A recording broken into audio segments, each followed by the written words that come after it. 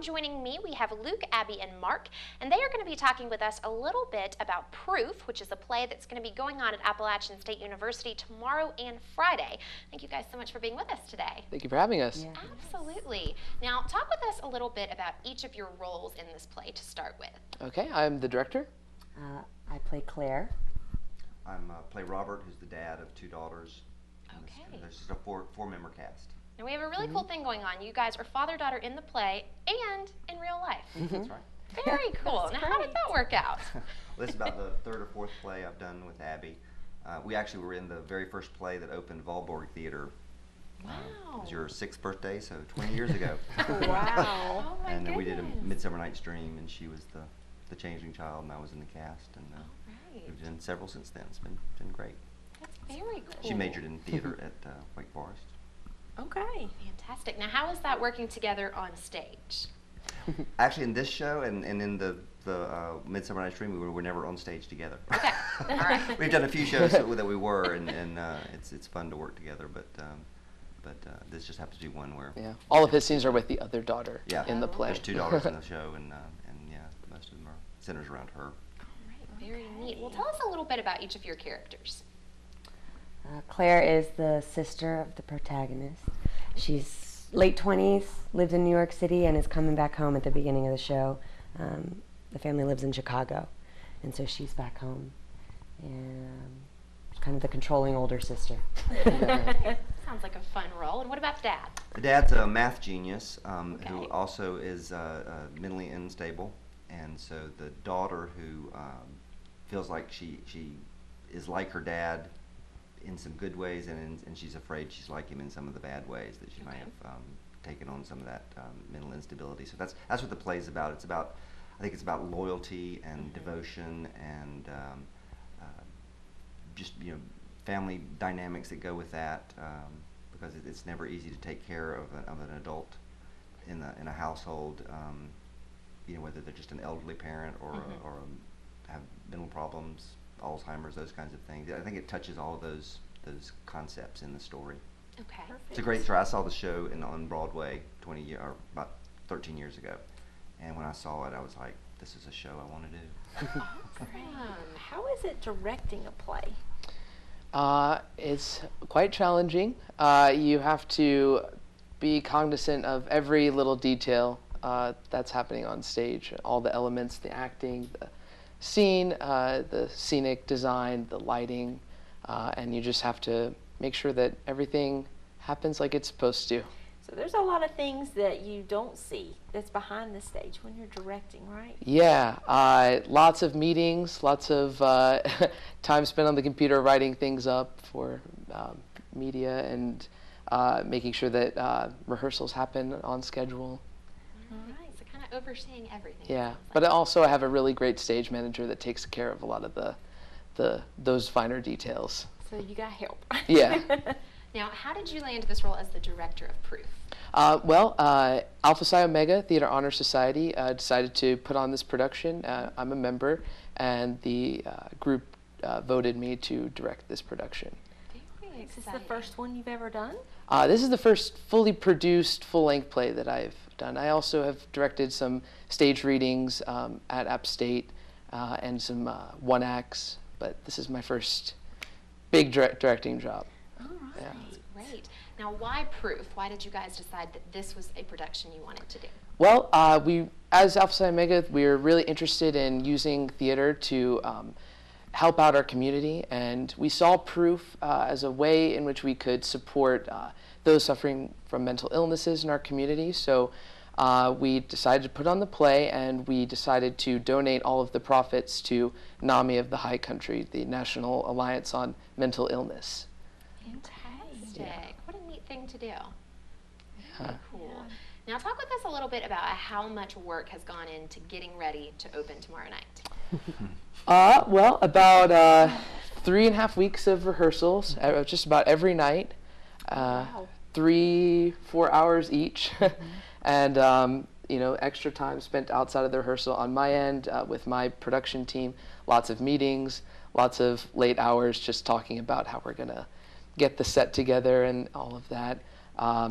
And then on the organizations, Alpha Psi Omega is making sure that we have the rights and a lot of people working together.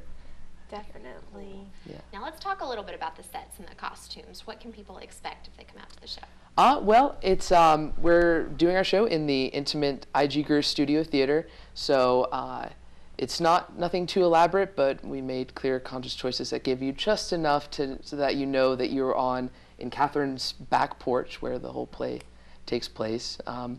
The costumes are actually from all of these guys' closets. Okay. So, Yeah, we're working with a low budget, and it's a really character-driven piece. So a lot of the rehearsal process was focused on that dialogue-driven scene work, and Luke's really helped us clarify those moments. Awesome. I've done some semi-professional work and other things, and I'm as proud of this show as anything that I've been in, because it's just well done, well directed. And it's a good focus group of really eager students, and they're proud of what they do, and they do a good job. That's wonderful.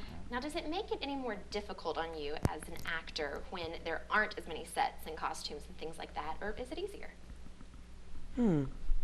I think costuming, once you get costumes in the rehearsal process, that always helps flesh out the character a little bit more, so that helps me as an actor. Right. But the set, so much of it is what we see, and so we have a lot of conversations during rehearsal about what that backyard looks like and that back porch looks like, and what how we're spaced on the stage, but in the context of that yard. So when you're an actor on stage and you're looking at your audience, you have to imagine that you're really looking at the bushes, the trees of the backyard that are painted black stage is really grass and brick and A lot of imagination goes into this. yeah, so that's not necessarily work. The work is then communicating that to the audience, that we see those things so that they see them too. Right. Now, how are you hoping the audience is going to feel after this production? Well, my hope is that people will come away with a lot of hope that they can overcome difficult situations, including mental illness. Or I think what the play really gets at in the end is that we need to trust in ourselves and in each other, and through doing that, we can overcome any challenge that life throws our way. That's wonderful. So now, did you guys audition for this? Yes. Or okay. Yeah, we did. We heard that the play was being done, and he and I both always liked the play, if I can speak for him, because I heard about his trip to Broadway and when he saw it. So hearing that there was a student production going on, I had to ask Luke, can non-students audition and even participate? So we were excited that they allowed us. It helps that they're App State alum, And we both work at the university. So Okay, perfect. And I was so happy to be able to cast their characters age appropriately. It would have been very difficult for a 20-year-old to play a 50, 60-year-old man in the production. So Yes.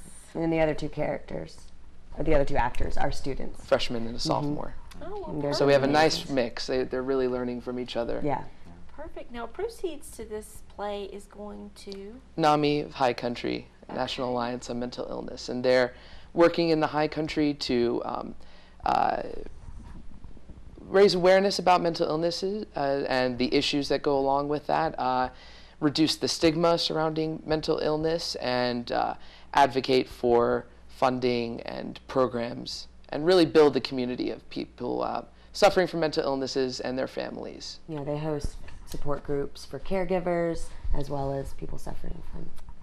Oh, what a wonderful cause. Mhm. Yes. Yeah, we're proud of that too. Absolutely. Now, how many people are involved in this production total, as far as behind the scenes, Oh, on okay. stage? Let me think. There are 4 actors: director, assistant director, stage manager, lighting designer, sound designer, and then 4 backstage help. and 4 crew members backstage helping,